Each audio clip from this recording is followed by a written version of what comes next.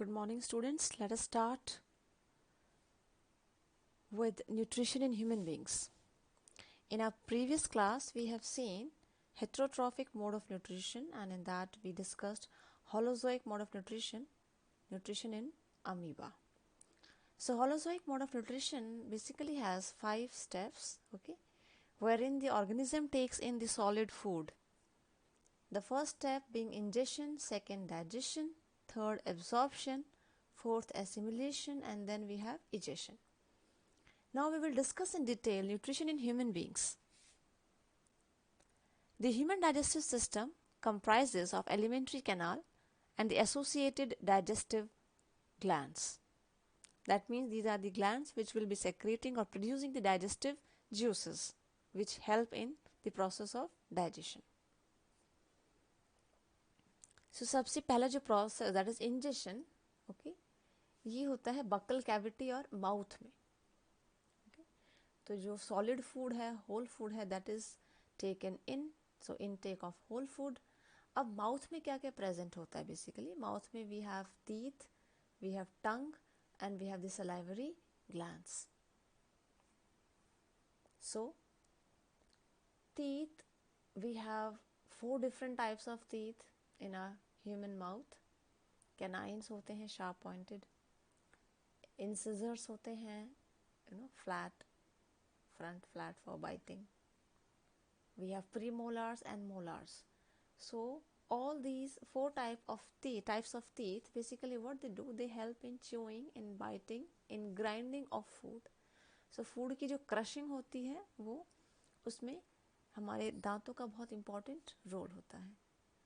Next टंग present होती है buccal cavity में, हमारे मुंह में, माउथ में.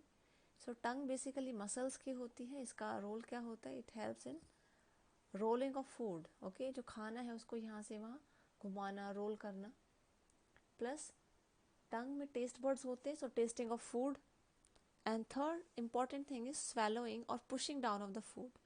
सो हमारी बक्कल कैविटी से खाने को जो है नीचे ईसोफेगस में पुश करने का जो रोल है, that is also played by the tongue, that is swallowing.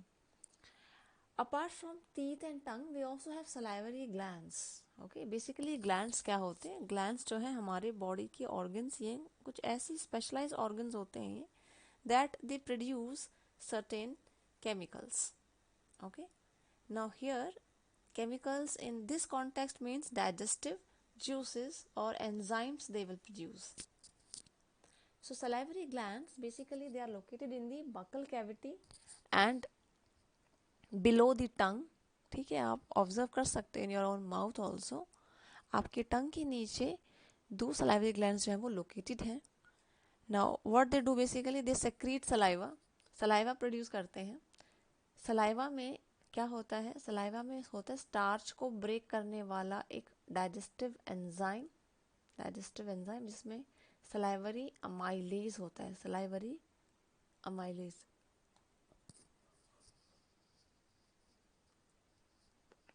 Plus mucus. Now so basically जो डाइजेशन का प्रोसेस है that begins in the mouth. बहुत बारी क्वेश्चन पूछा जाता है कि जो डाइजेशन है वो कहाँ पे स्टार्ट होता है ह्यूमन बॉडी में. सो मोस्टली जो स्टूडेंट्स है they write stomach, it begins in the stomach. No, that is wrong. Digestion begins the moment you take the food in your mouth. Okay, आपके मुंह में ही डाइजेशन का process जो है वो स्टार्ट हो जाता है. Now from the buccal cavity of the mouth, now food will move on to the next part, that is esophagus. Esophagus is also known as food pipe. Okay, so food pipe का क्या role है यहाँ पर? food pipe जो है मुंह से खाने को लेके आपके स्टमक तक पहुँचाएगा by peristaltic movements.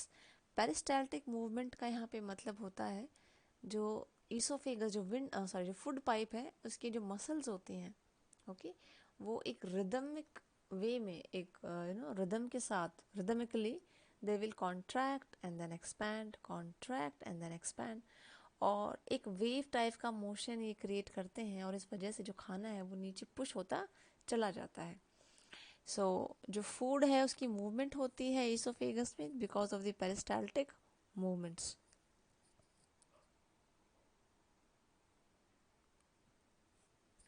Now the food goes to the stomach. Now what happens in stomach? In stomach the gastric glands, जो stomach की जो walls होती हैं वहाँ पर gastric glands होते हैं. Now these gastric glands, they will produce the gastric juice. Gastric juice में क्या क्या होता है? What is the composition of gastric juice? So gastric juice contains three important substances. सबसे पहले इसमें एक enzyme होता है, that is pepsin. Pepsin जो है एक एक्चुअली प्रोटीन डाइजेस्टिव एंजाइम है, ठीक है, प्रोटीन को डाइजेस्ट करने वाला एंजाइम है ये. Now and the important property of this enzyme is that it can only act or it can only work in an acidic medium. So that's why gastric juice also has hydrochloric acid as an important component. Now hydrochloric acid, it makes the medium acidic, and also if there is any bacteria present in the food which has entered through the alimentary canal, okay, somehow through food, so that those bacteria will be completely destroyed by the hydrochloric acid in gastric juice. Third is mucus. We know that hydrochloric acid is highly corrosive, okay, जिस भी surface पे गिरती है वहाँ पे उसको ये destroy कर देती है, just eats away that surface. So mucus जो है एक protective layer है, okay, अपनी ही secretion से stomach की walls को ये protect करता है. स्टमक ने जो सेक्रेशंस की हैं, जो HCl प्रोड्यूस की है, उस HCl से म्यूकस जो है वो स्टमक की वॉल्स को बचाता है. ये इसका फंक्शन है, protecting the inner lining of the stomach by the action of hydrochloric acid. Now next is the food. Now from stomach it will move on to the small intestine. Small intestine में basically क्या होता है, intestinal enzymes होते हैं और intestinal juices होते हैं which are secreted by the intestine. Okay, अब इनमें कार्बोहाइड्रेट जो है वो ग्लूकोज में ब्रेक डाउन होता है, फैट्स जो है वो फैटी एसिड और ग्लिसरॉल में ब्रेक डाउन होता है, प्रोटीन्स आपके अमीनो एसिड्स में कंप्लीटली ब्रेक डाउन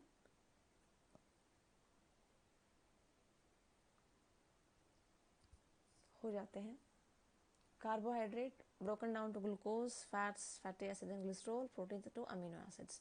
So ये जो complete breakdown है ये आपका small intestine में होता है.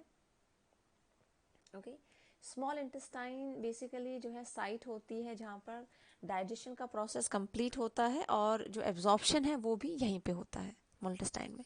So small intestine की जो अंदरूनी walls हैं, जो inner walls हैं, they have finger like projections. उनमें ऐसे निकले हुए projections होते हैं, उंगलियों की तरह यूं निकले हुए projections. अब ये प्रोजेक्शंस क्या करते हैं, सरफेस एरिया को बढ़ाते हैं. Now because surface area is increased, absorption is faster and easier. Okay, so absorption कहाँ होता है, actually absorption is food into the blood takes place in the small intestine through villi. Villi क्या होते हैं, they are the finger like projections of the inner walls of small intestine. See, small intestine is small because it has the it is very narrow in diameter. Otherwise, it is 6.5 to 7 meter in length. Okay, approximately जो alimentary canal which opens from mouth and ends at anus, it has a length of approximately 9 meters. So small intestine में complete कैसे होता है, देखो intestinal juices के अलावा भी जो स्मॉल इंटेस्टाइन है it receive secretions from liver. Liver से वो बाइल जूस रिसीव करता है. ओके, और पैनक्रियास से रिसीव करता है पैनक्रियाटिक जूसेस. पैनक्रियाटिक जूसेस में दो इम्पॉर्टेंट यहाँ पे एंजाइम्स होते हैं, एक होता है ट्रिप्सिन और दूसरा आपका लाइपेज. ट्रिप्सिन क्या करता है, बेसिकली ट्रिप्सिन जो है ये प्रोटीन्स को पेप्टोन्स में कन्वर्ट करता है, या हम कह सकते हैं it is a protein digesting enzyme and it works in the alkaline medium. ठीक है, सो पेप्सिन और ट्रिप्सिन का सबसे बड़ा डिफरेंस ये है, पेप्सिन आपका एसिडिक मीडियम में काम करता है, release by the stomach. Trypsin आपका अल्कलाइन मीडियम में काम करता है, release by the pancreas. Okay, दूसरा पैनक्रियाटिक जूस में होता है लाइपेज. लाइपेज जो है अपने आप में, लिपिड्स का मतलब आपको पता है ये फैट्स होता है. सो फैट्स को डाइजेस्ट करने वाला this is that enzyme lipase.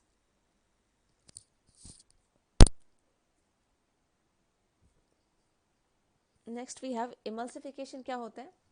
The process of breakdown of large fat globules into smaller fat globules by the bile juice. See, bile juice का function क्या होता है? Emulsification of the fats. Emulsification का मतलब क्या होता है यहाँ पे? जो बड़े बड़े हम ड्रॉपलेट्स कह सकते हैं, बड़े बड़े जो ड्रॉपलेट्स होते हैं फैट्स के, ऑयल के, ठीक है, उन ड्रॉपलेट्स को छोटे छोटे ड्रॉपलेट्स में ब्रेक कर देता है बाइल जूस. अब इसका बेनिफिट ये होता है कि जितने ज़्यादा छोटे ड्रॉपलेट्स होंगे, ग्लोब्यूल्स होंगे फैट्स के, एंजाइम्स उनके ऊपर अच्छे से एक्ट कर पाते हैं. अगर बहुत बड़े ग्लोब्यूल्स होते हैं तो एंजाइम्स एक्ट नहीं कर पाते. सो this is the emulsification, the process of breakdown of the large fat globules into the smaller fat globules by the bile juice. इस process को हम कहते हैं emulsification of fat. Now what happens in large intestine? In large intestine जितना भी excess water present है body में वो reabsorb हो जाता है. कुछ minerals अगर extra हैं, water extra है, okay. बाकी का जो waste है it is stored for some time in the rectum and then thrown out of the body through an opening that is anus. So this is about the alimentary canal. You can see the diagram here. ये आपकी NCERT की book में भी है, बहुत ही important है ये diagram. You have to draw this. Okay, इतना artistic नहीं, but एक scientific diagram तो आपका होना ही चाहिए. You have to draw this in your own. And please don't try to paste pictures. जहाँ तक हो सके आपको खुद draw करना है. Okay, it is important. So यहाँ पे आपकी oral cavity, buccal cavity है, that leads to the, this esophagus or the food pipe. Before that we have the pharynx, followed by larynx.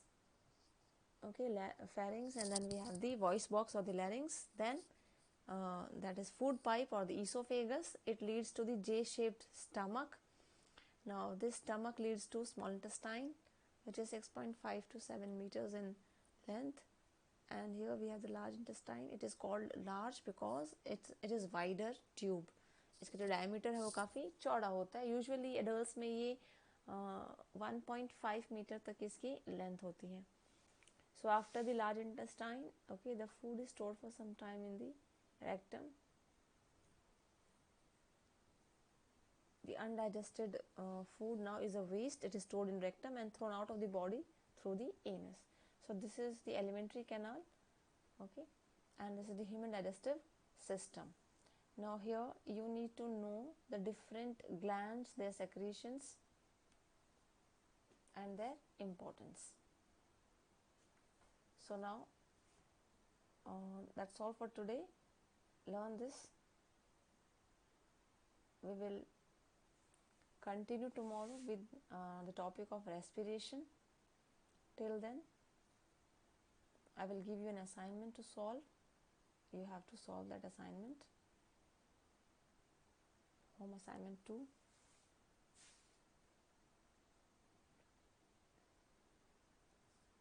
Okay. So this diagram you have to draw. This is very important.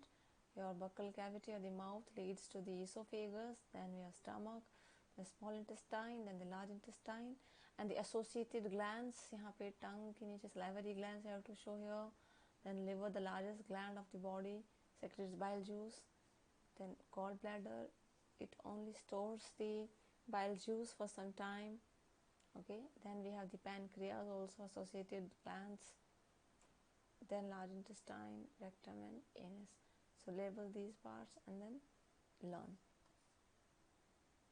the diagram also. This assignment you can complete. There are 7 questions. Draw the diagram of human alimentary canal and label what are the enzymes secreted by various parts. Okay, so enzymes बताने हैं यहाँ पर आपको और उनके functions. So here you have to order, you have to specify in the third question पहले कैसे कैसे खाना गया है ना, buccal cavity से esophagus से फिर how it has moved. So complete this, okay, and then see you in the next video. Till then, bye, take care, have a nice time.